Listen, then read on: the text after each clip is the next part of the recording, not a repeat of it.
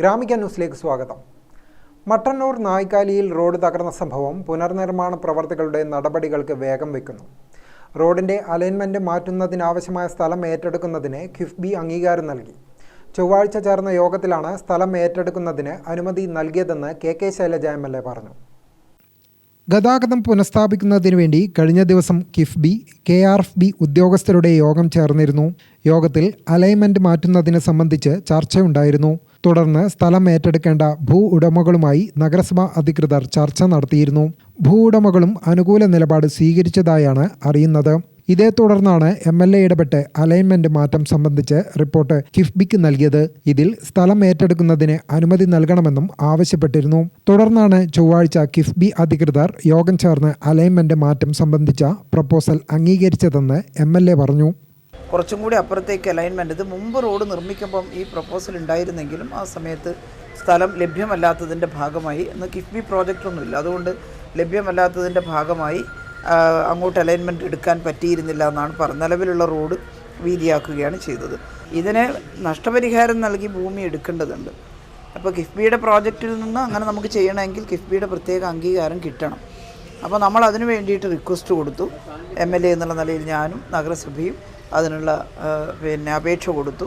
പൊതുമരാമത്ത് വകുപ്പ് മന്ത്രിയോടും ആ കാര്യം പറഞ്ഞു. ഇന്ന് കിഫ്ബി യോഗം ചേർന്നുകൊണ്ട് നമ്മുടെ പ്രപ്പോസൽ അംഗീകരിച്ച വിവരമാണ് ഇപ്പോൾ വന്നിട്ടുള്ളത്. അതായത് അവിടെ അലൈൻമെൻറ്റ് മാറ്റുന്നതിനാവശ്യമായിട്ടുള്ള ലാൻഡ് എടുക്കുന്നതിനും പുതിയ അലൈൻമെൻറ്റ് പ്രകാരം റോഡ് നിർമ്മാണം പൂർത്തിയാക്കുന്നതിന് അധികമായി വരുന്ന തുക അത് കിഫ്ബിക്ക് സമർപ്പിച്ചാൽ അംഗീകാരം നൽകും എന്ന രീതിയിൽ ഇന്ന് കിഫ്ബി തീരുമാനിച്ചൊരു സന്തോഷ വാർത്തയാണ് പറയാനുള്ളത്. മുൻപ് റോഡ് ചെയ്യുമ്പോൾ ഈ അലൈൻമെൻറ്റ് നോക്കിയിരുന്നു. അന്ന് സ്ഥലം ലഭ്യമല്ലാത്തതിനാൽ നടന്നില്ല. എല്ലാ മഴയിലും റോഡിടിഞ്ഞ് അപകടാവസ്ഥയിൽ ആയതോടെയാണ് ഏറ്റവും സുരക്ഷിതം എന്ന നിലയിൽ അലൈൻമെൻറ്റ് മാറ്റുന്നതിന് തീരുമാനിച്ചത്. അലൈൻമെൻറ്റ് മാറ്റി റോഡ് ചെയ്യുമ്പോഴും പുഴക്കരയുടെ ഭാഗം കെട്ടി സംരക്ഷിക്കും. ഇനി സ്ഥലം ഏറ്റെടുക്കുമ്പോൾ ഭൂ ഉടമകൾക്ക് അതിനുള്ള നഷ്ടപരിഹാരം നൽകണം. മഴ തുടരുന്ന സാഹചര്യത്തിൽ റോഡ് നിർമ്മാണം സാധ്യമല്ല. മഴ മാറിയ ഉടൻ തന്നെ നിർമ്മാണം ആരംഭിച്ച് പ്രവൃത്തി പൂർത്തിയാക്കുമെന്നും MLA പറഞ്ഞു. ഇനിയിപ്പോൾ എന്തായാലും ഒരു മാസക്കാലം കൂടി നല്ല മഴയായിരിക്കും, മഴക്കാലമാണ്. ആ സമയത്ത് അവിടെ നിർമ്മാണമൊന്നും നടക്കില്ല.